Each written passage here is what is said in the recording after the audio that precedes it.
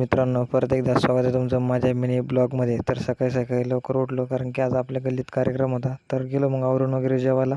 तर मित्र पण आले ते जेवायला. वो अलग ही लेवल का बंदा था. तर आम्ही जेवण वगैरे केलं. मग घरी आलो, आम्हाला जायचं थोडं शेतात. तर मित्रांना म्हणलं चला शेतात जो माझा भाऊ पण होता आणि हा आहे दुसरा रोहित, तो थोडा छोटा आहे. तर मग आम्ही गेलो वावरात. तर मग आमचं थोडंसं काम होतं, ते काम वगैरे करून घेतलं. लेकिन ये साला कर क्या रहा है यहाँ पे? तर काम वगैरे झालं आता. तर म्हणलं चला आता जाऊया घरी, कारण की आम्हाला जायचं होतं तुर्काबादला.